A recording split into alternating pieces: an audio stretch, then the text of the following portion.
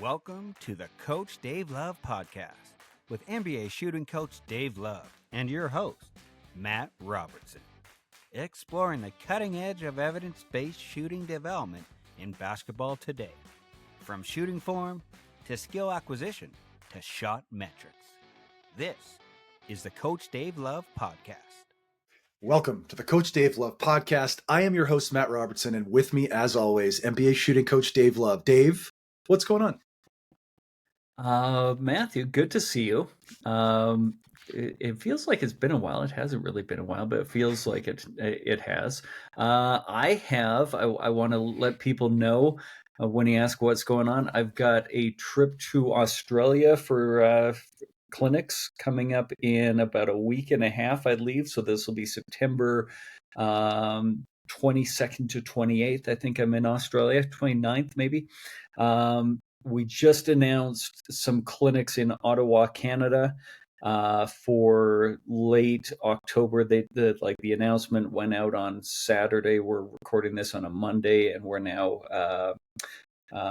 we're about 3/4 sold out. I had a player that came to Calgary last week, and a 13-year-old player and his dad who needed some help, and they came to Calgary and spent 4 days, 2 workouts a day with me, and we're getting some signups. I'm making signups available for doing stuff like that because people have asked if I can, and I never advertised doing it. But so that's kind of what's going on. We're getting busy, and then all the research and everything else, and busy time, but good time. What's going on with you? Man, you got my head spinning with that. I'll tell you what's going on with me, but I have one follow-up question first. Okay. Yeah. Will you, by any chance, run into any former Coach Dave Love podcast guests while you're in Australia is what I want to know. Unfortunately, I'm not going to be in Sydney, so we're not going to get Seppo. But Sam Froling, maybe. Okay. And then we're definitely going to have future podcast guests. I've done this thing like 25% of the time we have a guest on? Is that about a quarter of our episodes have a guest? Sure. And I've got a long list of people that I want to have on as guests, and I've looked at it going 60% of these are Australians. and I might need to spread those people out because otherwise people are going to start to wonder if I'm Australian but I don't have an accent, or so I've tried to spread my Australian coaches out, who are, I find, some of the most knowledgeable coaches. They're Europeans and Australians are really kind of dialed into the skill acquisition concept and research far more than most of the North American coaches. Crucially, I also feel like they hit the vibe check really well also, right? Yeah. They're just wonderful people. I've said this many times. I'm sure I've said it to you. I feel really at home as a Canadian in Australia. The friendliness and just the lighthearted. Australian people are good people. You and Dr. Derek Panchak, both Canadians in Australia, feeling at home. I need to tell you real quick, had 2 positive in the wild interactions recently. One of my players, so training camp started for us last week, and one of my players said, "Coach, I've been listening to the podcast. A couple of the episodes really helped me a lot." And I was like, "Oh, that's cool, Theo. What?" And he was talking about doing isolation drill and the Dave Love Secret Sauce episode specifically. He listened to that a couple of times and found a lot of help. And a few of the other ones, again, very coaching focused, but he found a lot of value there, which is great. And then 2 of our more experienced coaches here in town, I bumped into them in the coffee shop today, and they had nice things to say. So, Coach Dave, wonderful. Keep it coming. Likewise, buddy. You're crushing. You're the one that's having all these. You must be the more. Well, you are the more gregarious of the 2 of us. You're the more the people person. Cut that out. So, Coach Dave, we have a very nerdy topic today in the best possible way. Let me rephrase that. We have a very technical episode ahead of us. Is that true? Yeah. I feel like we've done a lot of the theoretical ones lately, and I think those are really, really important. And sometimes you got to give the people what they want, and I feel like people really like the technical, like what should my body be doing when I shoot the basketball, and then what drills, and then they really like lists. And so, can we haven't done a technical one lately. I think the 2 motion versus 1 motion might be the last like technical. And I just wanted, you mentioned the Dave Love secret sauce that the player. I think you're referring to the form shooting episode.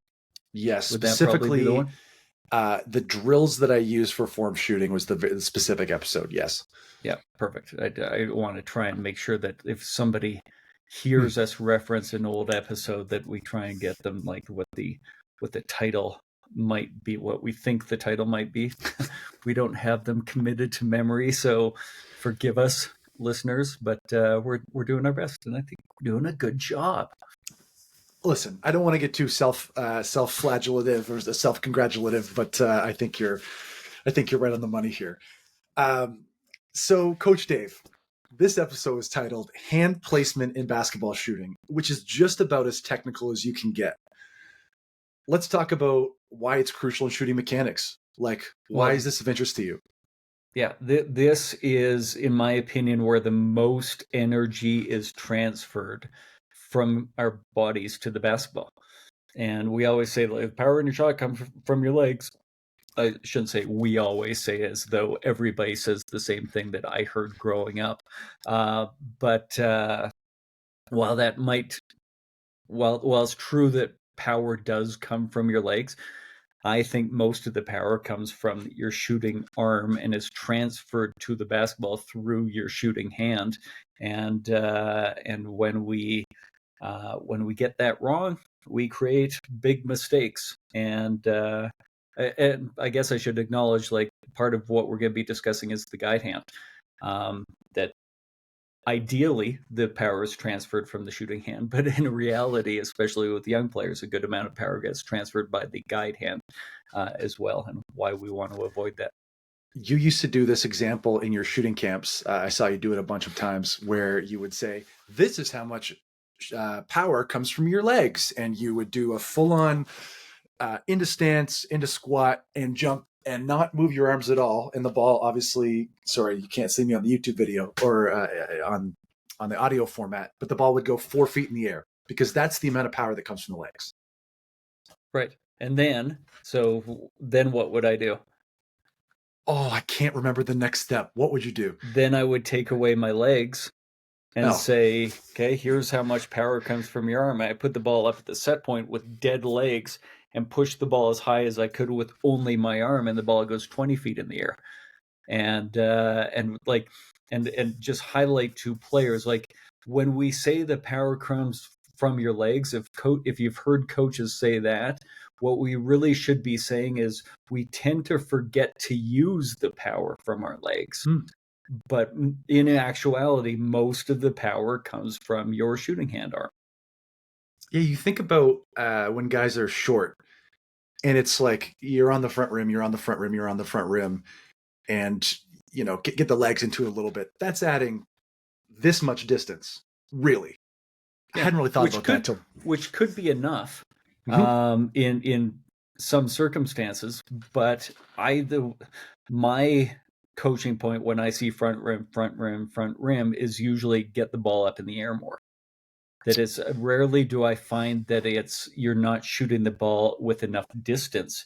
You would be shooting the ball with enough distance, is just not high enough to clear the front rim before it gets to that distance. And so it's important, and this will be something that we get into in the next couple of months as we start talking about more shot mechanics. But it's not just velocity; it's arc and velocity together, and you can make a mistake with either one of those two things. Another great little shot metrics tease, and we promise there is content coming.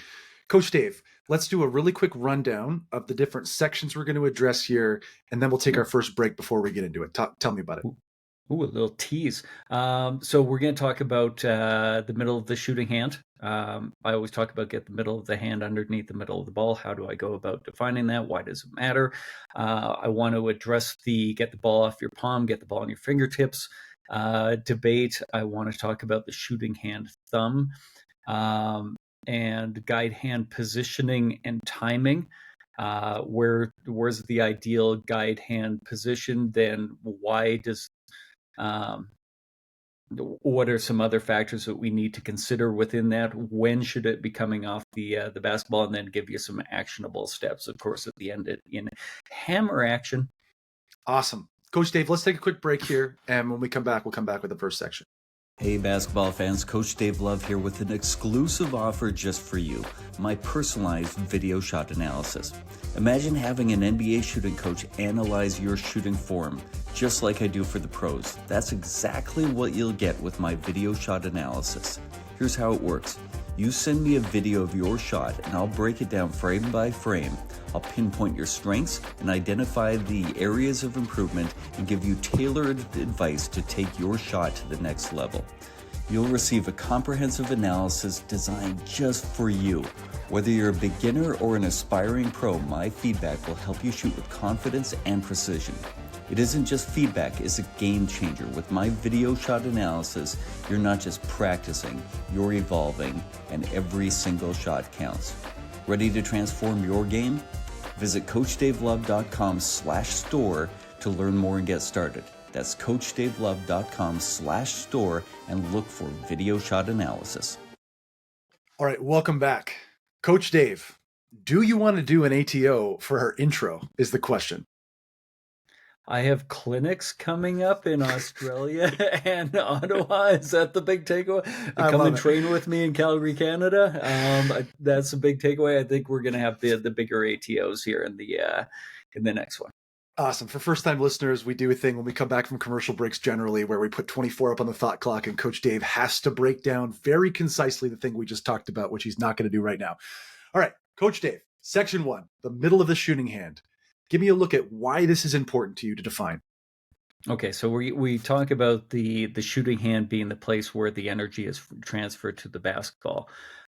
Physics say that if you want the ball to go straight, you need to apply force in the opposite part of the ball. So if I want the ball to go straight up, I need to apply force on the bottom of the basketball. If I want the ball to go to the left, I need to apply force on the right. If I want the ball to go to the right, I apply force to the left. And this is like, if you think billiards, like what do we all do when we're not very good billiards players? We like draw a line through, like you put the cue up on the target ball to see like where would my cue hit the target ball to make it go. Now I want the cue ball to hit that point. That's essentially what we're doing in shooting. We want the shooting hand to be in, as precisely as we can, the opposite direction, the opposite point on the ball from the direction we want the ball to go, if that makes sense. I need to find a more concise way of saying that. The issue that we face is a cue ball striking a target ball in billiards. You've got two really hard surfaces. They're both spheres. That contact point is tiny. We've got an entire hand. And so where is the force applied? Ideally, it's in the middle of wherever that hand is and applying even force on both sides. Okay, so far, long answer. What I need players and coaches to do is define what the middle of the player's hand is, so that they are supporting and pushing both sides of the ball evenly. And I do this measurement where I have a player grip the basketball with their natural, comfortable shooting grip. And then with my hand, I measure the distance from the index finger to the thumb, just with my index finger and thumb, because they're probably going to be close to the same speed. Then I keep my measurement hand and I go and I measure from index finger to pinky. And for most players, the distance from index finger tip of the index finger to the tip of the thumb will be roughly or almost exactly equal to index finger to the tip of the pinky. So if you put your index finger, for most people, not all, underneath the middle of the basketball, you are supporting both sides of the ball evenly. And so that's my starting point. Is I want to see is in fact this particular player's index finger the middle of their grip, like it is for a lot of people. Do I need to make an adjustment to my coaching for the fact that they have long spider fingers and a short thumb, or a crazy flexible thumb but inflexible fingers, or all these different things? And then make sure that they're getting that point underneath the center of the basketball as they start to apply force to the ball in the direction they want to shoot it. I mean, it is your first non-negotiable, shooting the middle of the ball with the middle of your hand as much as possible. And so it is really important to have an understanding of what that means in your context. Yeah. And I guess one of the things that I should address here, because there's a lot that does go into this, just where that finger is only a part of it. The other parts will be like the angle of the finger. And I think we're doing a huge disservice to players by talking so much about the elbow, get your elbow in. And we're not talking about the angle of the fingers, and they're related. And I think when most coaches talk about get your elbow in, they should be saying get your finger parallel to the target line, is the way that I start to describe it. Then the other piece is, when does this really matter? In a vacuum, for like the ideal shooting motion, I would want the middle of the hand on the middle of the basketball at the beginning of the shooting motion, down around triple threat position. But that is not realistic in the game. We need to understand that. We need to be coaching to that. When does it really matter? I believe it's the set point. And so that's when I want to really start to make sure that players are underneath the middle of the ball with the middle of their hand. I'm watching their index finger at the set point. You have said previously a number of times that is the most important part, is the shot begins at the set point. I also like, as you're talking, I was thinking about the elbow piece. And when I rotate my elbow under, my hand fully rotates, like that is, again, something I don't think about when I'm looking at a shooter whose elbow is kind of leaking out to the side. Like they have the little LeBron thing where they're kind of snapping across the seams. I hadn't thought about that. Dave, I also want you to do a really quick, you have a bit about a bit. It's like not a comedy bit, but the 5 contact points on the ball. And you mentioned the billiards, but the reason shooting is so complicated is because these 5 fingers are like something we really like to talk about. Yeah. So thank you. This is, you're getting really good at your job. You deserve a raise. Okay, thanks. Yeah, 200%, 1000%. Hopefully, people get the joke. So yeah, I reference that. Okay, we talked about the contact point between 2 billiard balls. Now let's talk about a flat surface, a golf club face, and a hard, relatively spherical golf ball. And again, we end up with a flat surface on a sphere with a very small contact point, and of course the ball does get compressed, but let's pretend it doesn't for a second. All we have to now do, the physics are fairly simple, where you have one contact point between a flat surface and a sphere. Then the physics aren't that challenging. We have the same thing going on in shooting a basketball, except number one, the contact point is not a flat surface. It's a human hand, and it's not a single contact point. There are 5 contact points, all working independently, and you can make it just a tiny little adjustment of, like, if you can see me on the YouTube video, my middle finger is moving a couple of millimeters, and that can change everything in shooting. And we do that incredibly well, especially the good shooters, where you can feel, you probably couldn't even articulate it, you probably weren't even conscious of it, but you just knew you weren't quite in the right position, and you make an adjustment by pushing a little bit more with a certain finger to correct for the way that you felt you were out of position. And you probably knew that that wasn't my perfect shot, but I'm making that one. I made the adjustment that I need to. And so I think I'm going to talk about this a little bit later on, just trying to refer back to my notes to say, is this the time I wanted to make this point, or am I a little early? But I try and avoid teaching the release and which finger the ball should come off of last, because I don't think we control that very well. The point that we do control well is the set point.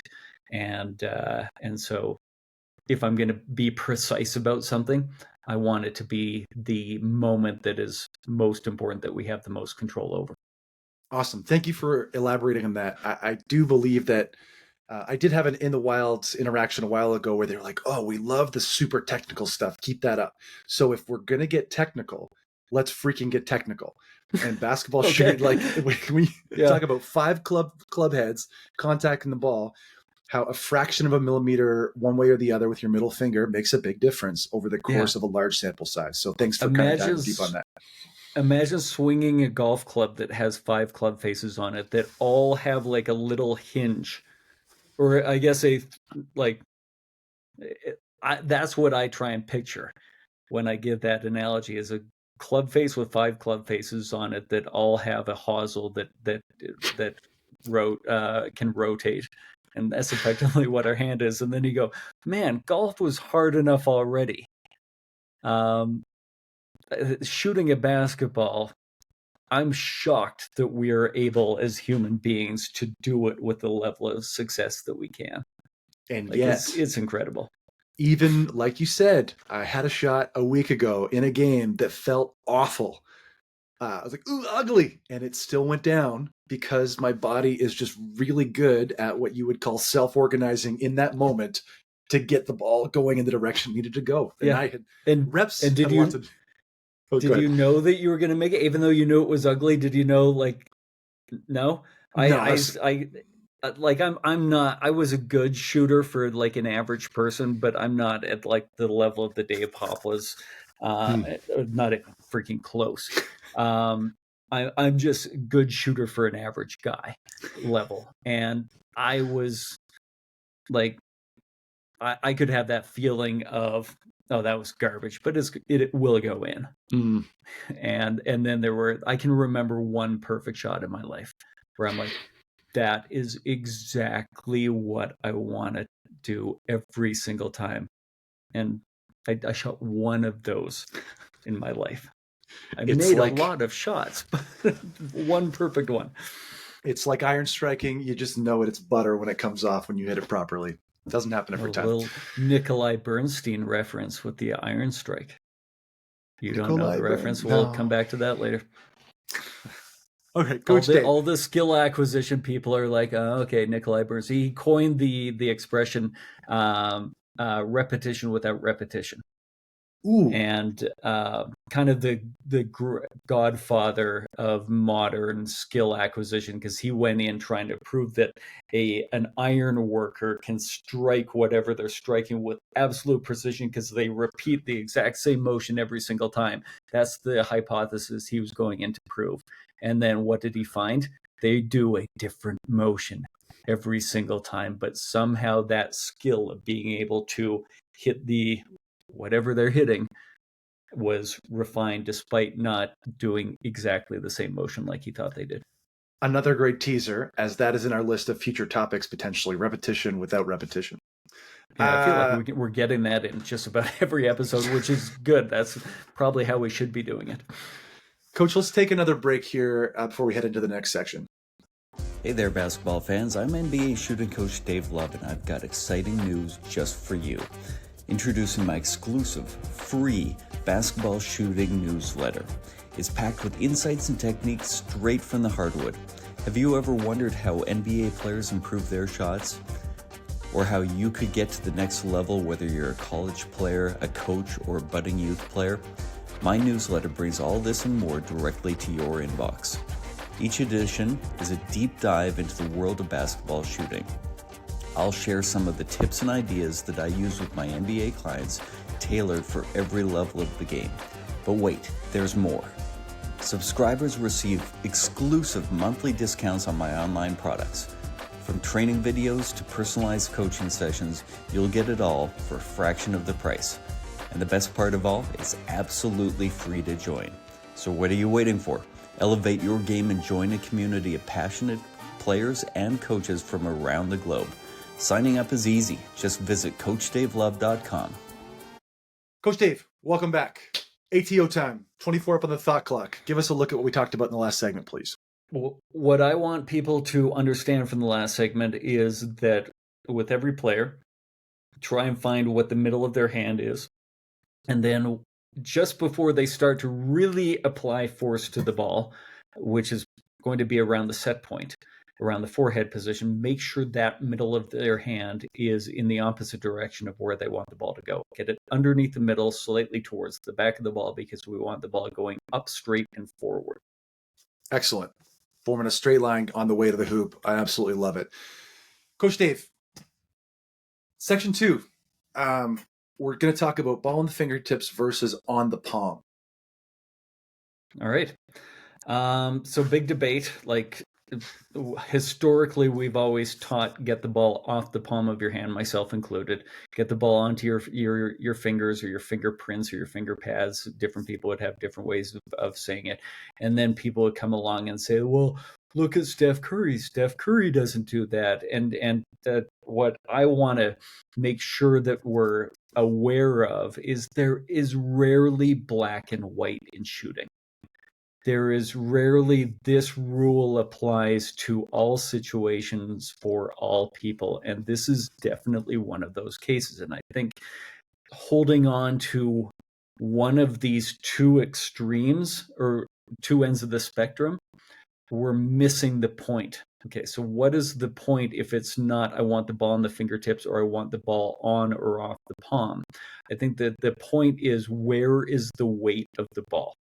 Your fingers are going to be applying the most force. When you snap your wrist, your fingers are moving, in my case, probably half of a foot from the flexed position to the extended position of the wrist snap, or probably a full foot through that motion, moving very quickly, generating a good amount of force. The heel of my hand is really the pivot point, and it's barely moving, applying very little force. I don't mind if the ball is touching the heel of the hand or the palm of the hand. I just want to make sure the weight of the ball is felt in the fingers, because that's where the force is going to be applied from. And if you're flexible enough if a player's flexible enough to be able to have the ball touch the palm of their hands, but the weight of the ball's in the fingers, then I don't care if it's touching the palm of their hand. We just have to have an understanding of this whole thing rather than just the black and white extremes. So I'm going to ask you to not clarify, but just talk a little bit more about this. I'm thinking of a player in particular, a young gentleman who actually just retired. His name's Wayne McCullough. He played in Moncton for 2 years, had an 8 or 9 year career overseas. Awesome dude. The first year we had I made the comment the ball seemed to get lost in his palm, is what it seemed like to me. Mm-hmm. But when you say that, just the bulk of the weight of the ball was in his palm. And so when he's generating his force on his flick, that area of the hand generates significantly less force, which probably makes the ball go flatter. Is that fair? Yeah, I would guess, not knowing this person that you're talking about at all, but your story reminded me of Josh Owen Thomas, who played at the University of Calgary and is now living in Adelaide, Australia, coming back to Australia as we tend to do. He was a good shooter with a very inflexible wrist. And so what he struggled with was getting underneath the ball. His mistakes were flatter shots, because the ball, I describe it as the ball gets stuck in his palm. Similar idea, different wording, but and so the adjustment that Josh and I made was he can't do anything about the flexibility of his wrist. He just has an impingement. It does not go back further. And so I just had to say, listen, I need two things from you. I need the ball more in your fingertips so that you've at least got a little bit more weight pulling the ball, pulling your hand back. You've got the weight further away from the pivot point, hopefully applying more force down so that you're effectively getting as much wrist bend as you possibly can. And then you really got to focus on lifting the ball up. So I agree with your assessment that people that get it stuck in their palm, not touching their palm, but stuck in their palm where their palm is applying force, probably means their hand has extended a little bit more. Now your hand is more on the back of the basketball and is going to be pushing the ball more forward if it's on the back, as opposed to your wrist bent back and lifting the ball up more. I appreciate you sharing your wording also, because I think for coaches out there, having another way to say the thing is part of the, we talk about cues and how something that resonates in your brain might not necessarily resonate with the player. And in my case with him, he understood what I was saying and he asked me, well, Coach Mac, how do I do that? And I was like, honestly, I'm not knowledgeable enough to be able to like give you a route to get there. I've given you a problem to solve, which for better or worse.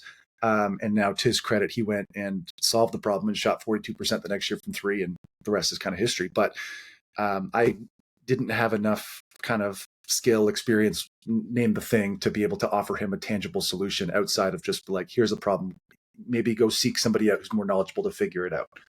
Yeah, and I love the fact that in your compliment of me, so I'm now going to turn it around and compliment you, Sure. that you said another way. We're giving coaches another way. Don't replace your way of saying these things with my way.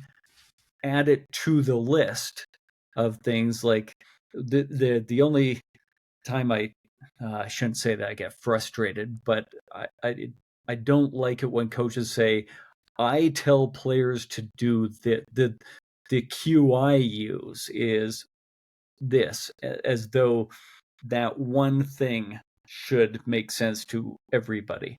And hopefully what they mean is the way that it makes sense to me and where I start is with this idea, and then I adjust from there. Dave, it is this time of year in particular, this year in particular is really interesting for me, and not to derail us too far, but we have a bunch of rookies on our university team. There's like 6 or 7 rookies. And so I'm trying to find touch points and connection points to be able to talk with kids, these young men, in new ways for me that's going to resonate with them, so it's finding a new realm of cues and approaches that are going to work for them. So right now I have connections with a couple of the guys that I'm like, okay, I feel like I can, but it's kind of the adventure is figuring what works for the individual player. It's very cool. It's part of my job. I love. Okay. Every player is a new problem. Can you solve that problem? And how, anyway, that's a whole other conversation. Let's table that for another day. Okay, so do you have any more to add about fingertips versus palm? No, let's move on to shooting hand thumb. And this is, now that I'm looking at it, I probably should have put this like underneath, like done this immediately after the middle of the hand, because it is connected to that. The shooting hand thumb, we can make a lot of different mistakes as players with that in a variety of different ways, and it's probably, as soon as I see a guide hand thumb flick, is probably the first thing I look for now. So what kind of mistakes can people make with their shooting hand thumb? Can get too narrow, and then they can get it too wide, and they can probably even like I've seen some people pinch where all the other the fingers are laying flat, but then they're bending the knuckle in the middle of their thumb, so it's effectively the tip of their thumb that is contacting the basketball. That's probably the least common of the three. The most common by far would be the narrow thumb.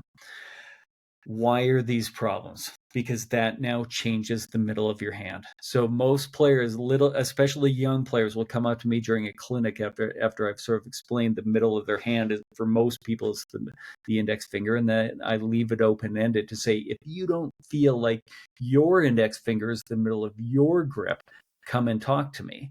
I'll get some clinics, a lineup of kids who are like, I think my middle finger is the middle of my grip. And I've never had a player who the middle of their grip should be their middle finger.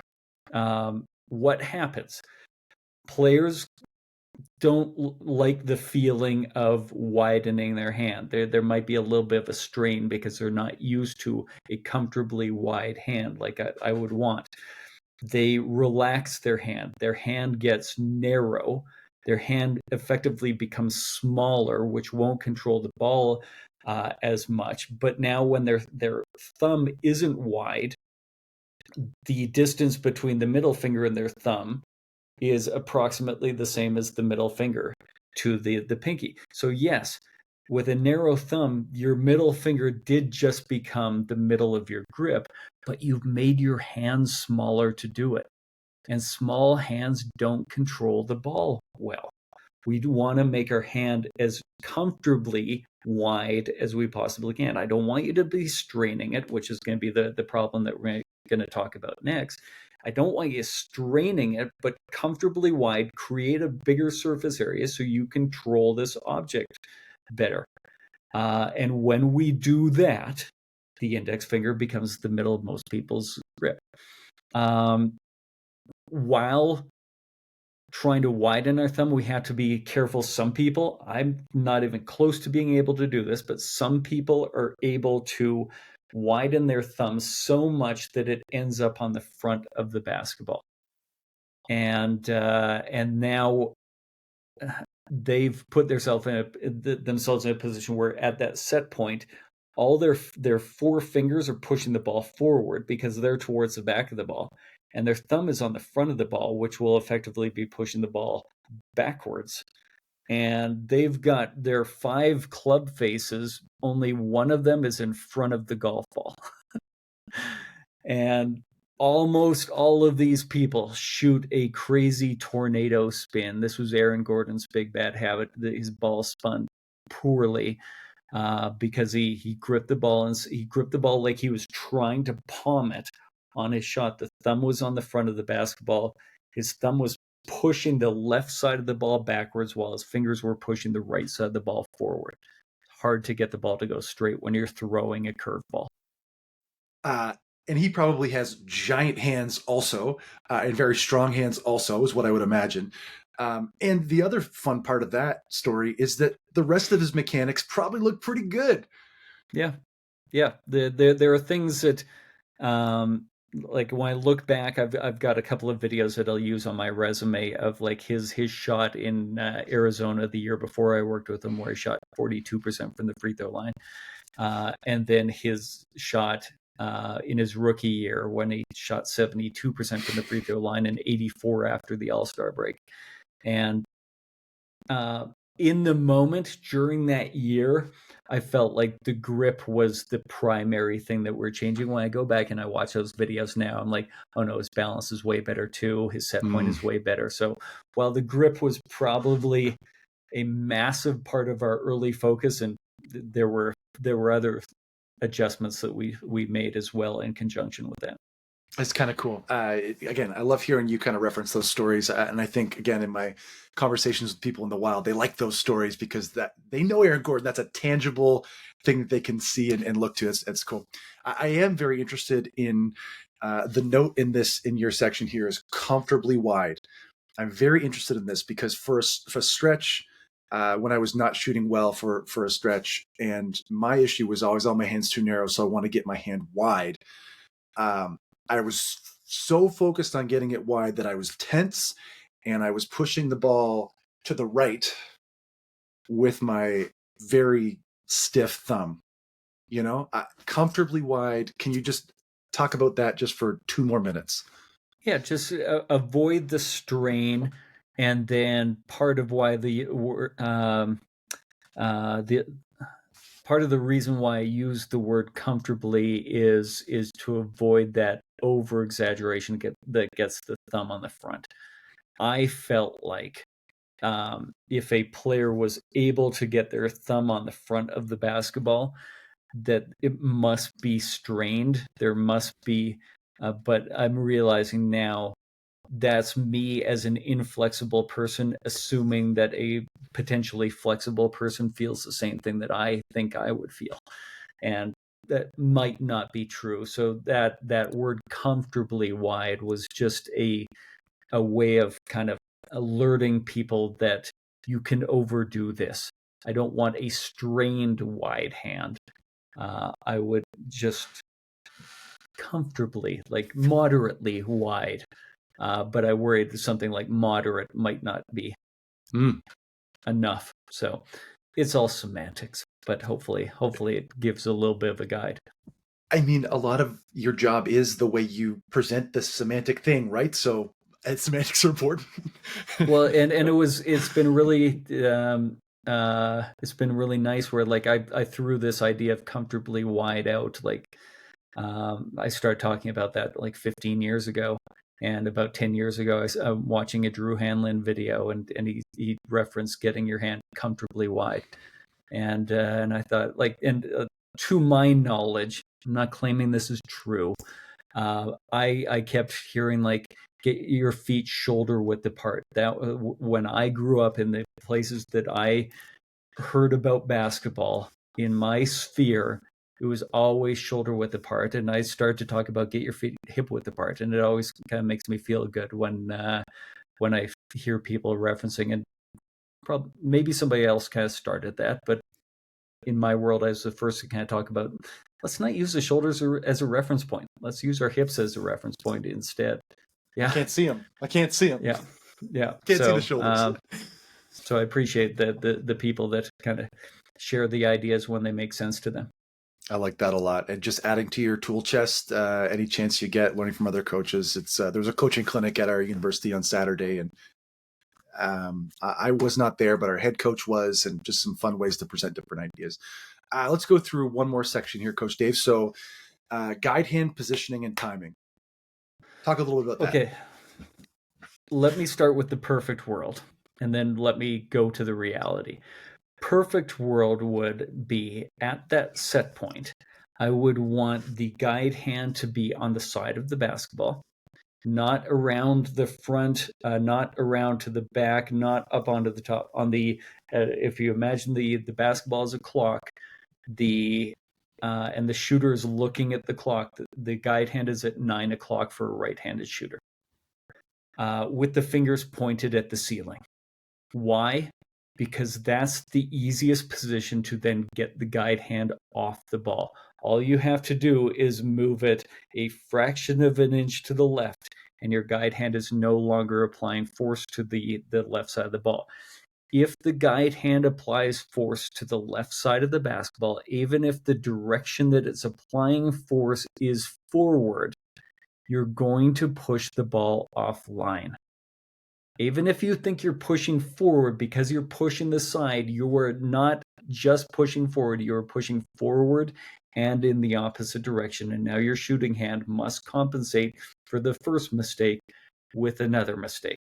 And so, like I've been saying for years, guide hand problems or guide hand issues are shooting hand problems. If your guide hand is pushing, it's because your shooting hand is not underneath the middle of the ball. If your shooting hand was underneath the middle of the ball, your guide hand wouldn't need to push to get the ball to go straight. It's only pushing because your shooting hand is out of position, and your shooting hand might be out of position so that you can apply the force of two hands because you're itty bitty and not able to generate much force yet as an 8-year-old. So these are all kind of interconnected. So perfect position, ideal position, optimal position would be guide hand on the side of the basketball. The reality is, and what we have to be aware of as a coach, is that is for the shooting action. The optimal position for the act of shooting a basketball would be guide hand on the side of the ball. probably 90 degrees to the shooting hand. The ideal guide hand position for the catch of a bad pass that probably happened just before the shot might be 180 degrees opposite of the shooting hand. And so we're getting a collision of two different skills that each have an opposite ideal position. You get a bad pass, what's your goal? Catch the ball securely. What's the best way to catch the ball securely? A hand on either side of the basketball. Only that's a poopy position to be able to shoot out of. What's the ideal position to shoot out of? Shooting hand underneath the middle of the ball, guide hand in a position where it has to make a tiny move to get out of the way. Only that would be a poopy position to catch a bad pass in. And both those things are the reality of the game. And so the ultimate skill is not necessarily finding the optimal guide hand position, but solving the problems that occur in a game.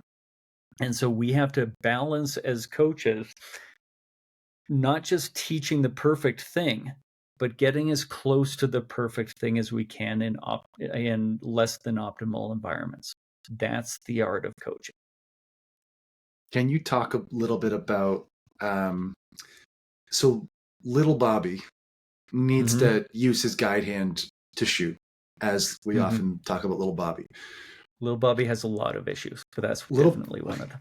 That's one of them. And so as like, as a high level player who's 17, 18, 25, 30, adding a sixth club to the club face, not an ideal thing, right? But little Bobby needs all the power that he can muster because he's itty bitty, as you said. How do you make that transition? Can you just talk a little bit about that? Like that's a hard thing. Yeah. So our issue is 9-year-old Bobby shoots with two hands. How do we address that? That's the simple version of the question that you're asking? Correct. We have to be aware that physical strength plays a massive role in it. If I take away the second power source of his guide hand, his shooting hand isn't strong enough to be able to get the ball to the rim. And he's either going to torque his body, generating more negative power to replace the negative power that I took away from his guide hand, because he needs it to get the ball to the rim. Or we're going to have to simplify the environment so much to get him to do the correct thing, or he's going to quit basketball because it's frustrating and he hates it. What I need to do is to just say, like, the biggest solution that needs to occur for little Bobby at 8 or 9 or 10 is he needs to get stronger. That is going to happen. But it's going to happen slowly. And as coaches, we have to stay patient. I don't fight that battle of getting the guide hand off the ball until that player has enough strength to win the battle when I fight it. And that's probably not going to occur until we get to around 12 years old or so. And so my goal is with those young players, don't have them quit just because you want to do some super deliberate drills to teach a habit that they're not going to be able to do particularly well. Wait on that battle. Win a different battle that they have a chance to win. So love that answer. Especially at that age, fun comes first. Let's fast forward 5-6 years. Bobby's now 15 years old. Little Bobby, not so little Bobby. Is that, like, again, we don't isolation drill them to death, but is that kind of how you would approach making a transition from a two-handed shot to a one-handed shot? Because I feel like a lot of the coaches that are listening have, whether it's the 12 to 16-year-old age bracket or whatever that is, like, how do you approach making that transition? I'm just looking to see if because this is effectively what I was going to talk about in hammer action. Ooh. And should I save that, or should we get into hammer action now? So can we save it? Because there's one other point that I want to make. Like, at what point does the guide hand come off the ball in the ideal situation? Perfect. Let's jump. Can we come back to that? Yeah, Dave, let's take a super quick break and we'll talk about when it really matters and then practicality. Yeah, sorry to step on your toes. Awesome. Hey there, basketball fans. Coach Dave Love here with an exciting opportunity to revolutionize your shooting game. Introducing my exclusive shot development systems, Pure Release, Consistency and Balance, and Fluidity and Arc. Each system is designed to target key aspects of your shooting technique, transforming you into a more effective player on the court. Pure Release focuses on perfecting your shot release. Consistency and Balance enhances your stability and accuracy, and Fluidity and Arc works on your ball path and trajectory of your shot. Find out the drills and progressions that I use with my NBA players to improve these important habits. Can't decide which one to choose? No worries, grab the bundle and get all 3 systems at a fantastic value. It's a complete package to elevate every part of your shooting game. And there's a special deal for all my podcast listeners. Use the promo code PODCAST20 at checkout to save 20% on any of the shot development systems. Don't miss this chance to train like the pros. Visit CoachDaveLove.com/store and take your first step towards shooting success. That's CoachDaveLove.com/store. All right, Coach Dave, welcome back. Big meaty chunk that we just finished. This is an ATO, 24 seconds. What did we talk about in the last segment? Oh my God, we talked about so much. Let's go with the guide hand is the big takeaway that I want people to be aware of. I want people to be aware of the trade-offs in the guide hand, that the guide hand is necessary. The guide hand, oh crap. This is not going well. I got to scramble. The guide hand has 2 different roles. One is catching a bad pass. Sometimes one is shooting the basketball, and those 2 different roles have 2 different ideal positions. We just need to be aware of that. So let's crystallize that idea. Shooting as optimal shot as possible given the environment. Is that fair? Boil it down? Yeah. Hopefully people are understanding based on how often I'm saying these things. Hopefully they understand what you mean. So thank you for putting that in simple terms. No problem. One of the things that I'm striving to do as the voice of the people is to simplify any jargon, which you've been great this episode, by the way. A lot of it is as simple as possible for complicated ideas, but just moving forward, I'm going to keep you on your toes. I love it. And in show of appreciation for the, you doing such a great job as the voice of the people. I know I said 1,000% raise. 2,000. Oh boy, let's get crazy. Coach Dave, when does hand placement really matter? Okay. When you begin applying significant force to the basketball, which for me is the set point. Like we're a part of the stuff that we're studying right now has a lot to do with the velocity of the basketball. Which then velocity isn't force, but velocity is a part of acceleration, which is a part of force. And so the ball for all players, even a one motion shooter like Steph Curry, the ball is slowing down at the set point and then accelerating out. And so we're applying the most force to the ball at that set point. That's when hand placement matters the most. And like we talked about with the guide hand, you may need to catch a ball, and you may be using the time from the catch as you get into sort of getting the ball closer to the midline, whether you're dropping that down to triple threat position or if you're going directly to the set point. While the ball's in your hand, you have a chance to make some adjustments. And so learning to have your hands corrected by the set point, I think, is the most important skill. And I think we're doing a disservice to players if we're teaching them to have that correction made by the beginning of the shooting motion. We don't have that kind of time in a game. That catching the ball, bringing the ball to a perfect triple threat position, then shooting from there, that takes a long time.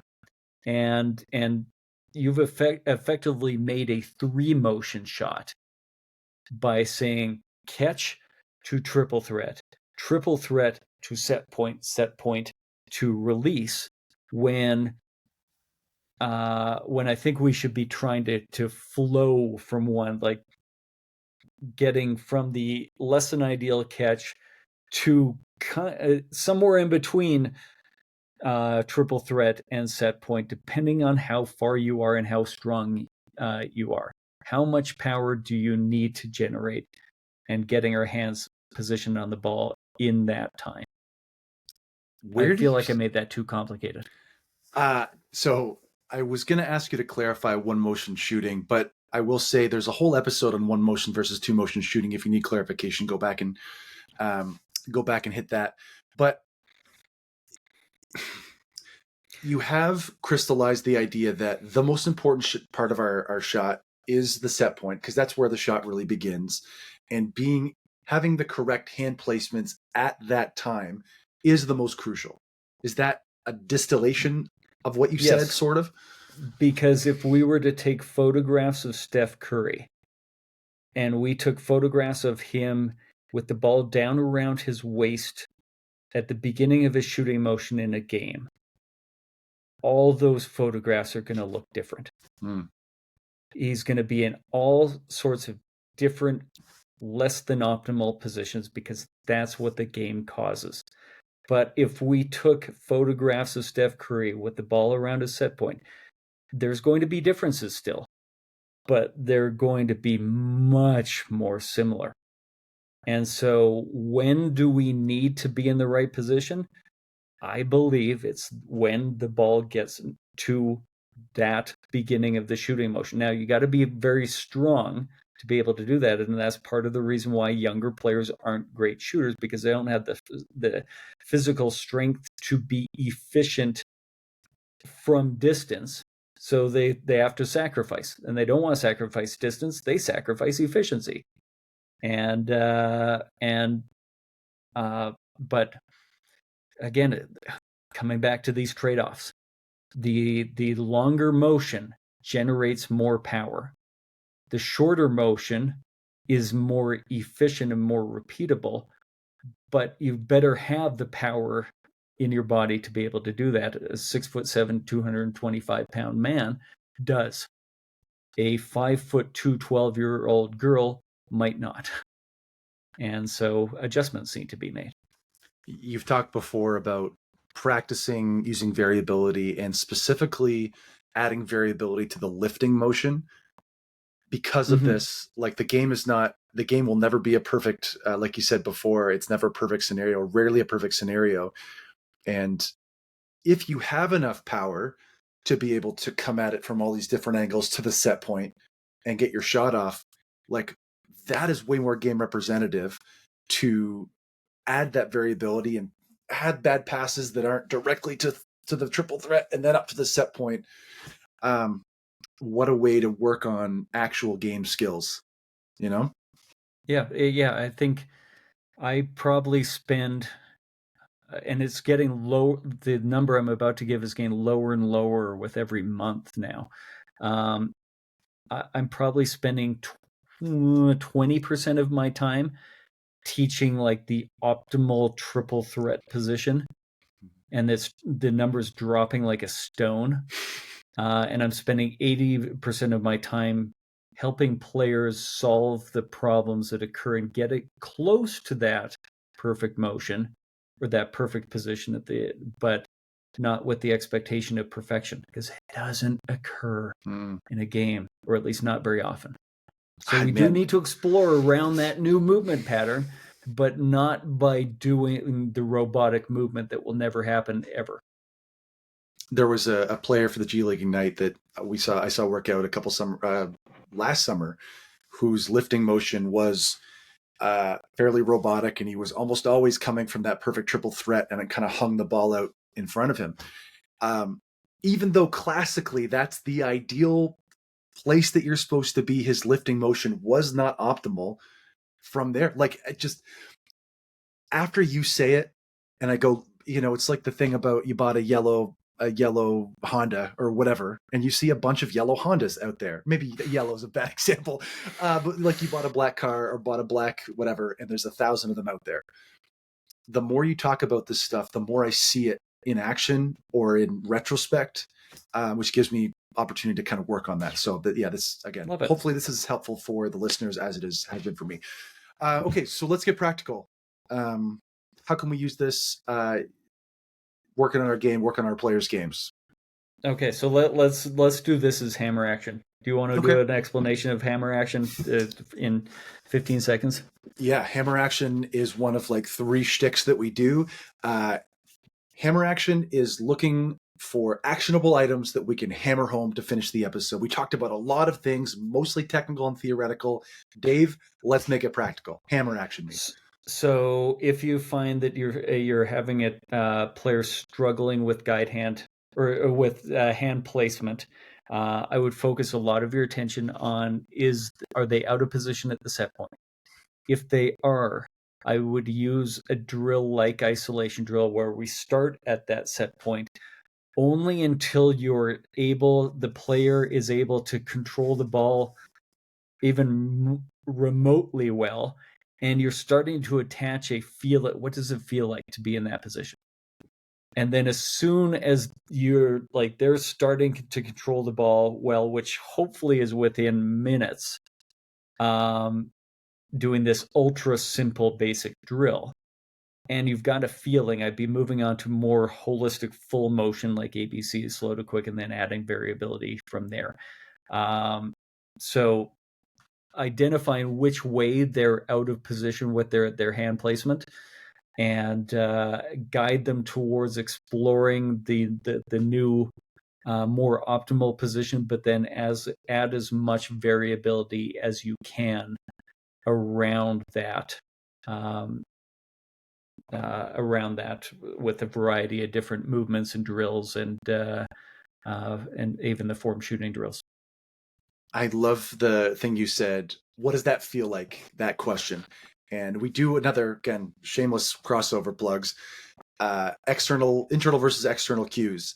And my favorite anecdote from that whole episode is when you talk about Tristan Thompson, you're like getting him into a specific position. He's like, I feel like Grant Hill. And from then on out, A, that's funny, but B, it's so perfect because he can identify the feeling of what that looks like or what that's supposed to be, the perfect position for him. Well, and what was so funny about that moment for me is that's exactly how, like, I knew exactly what he meant, and I thought he looked exactly like Grant Hill in that moment. So, like, it resonated with him, and it 1,000% resonated with me as well, which is not necessarily, like, I have a bunch of players who, like, they explain their cue to me, and I get what they mean, because I've had enough of the history of, like, we started with the internal and then we jumped to my external that made sense to me, and then we got to their external. So I know what they mean, but it doesn't make sense to me. But it doesn't need to. I'm not the one shooting the basketball. So I'm trying to think of an example. I can't think of one off the top of my head of a cue that a player knows exactly what they mean, and I don't quite know what they mean, but cool, go with it. But it's all that matters. Yeah. So nice episode by you, buddy. Oh, listen, right back at you. These technical ones are awesome. I feel like from a tangible perspective, from a like things I can go and use tomorrow, I get so much out of these ones as opposed to the theoretical where I think I can use it over the course of a season. But this stuff, you can go and use tomorrow. So Coach Dave, as always, you are a delight. Appreciate the time. Where can the people find you to reach out about any of the things you talked about earlier, camps, clinics, lessons, full training? Twitter and Instagram. At Coach Dave Love, and then on my newsletter, and YouTube, everything's just Coach Dave Love. CoachDaveLove.com, YouTube /Coach Dave Love, at Coach Dave Love. Yeah, I'm sorry you guys hate me. No, it's great. I've got my Google alerts set up, right? No, it's great. And let me say this. it's even more important that you sign up for the newsletter now, because you and I have started, when we're done recording this, we're immediately going to start recording 5 minutes of exclusive content for newsletter, where we initially did our mini pods, and we didn't feel like that was the right environment for this. Now we're just recording like 5 minutes on something very specific, and the only place that you can get it, it's posted on YouTube, but it's hidden. You can only get it through the news link on my newsletter, and it's free to sign up. So sign up for the newsletter on CoachDaveLove.com. Yeah, it turns out fourth quarter rally, not a great format for us, Coach Dave. So this is better.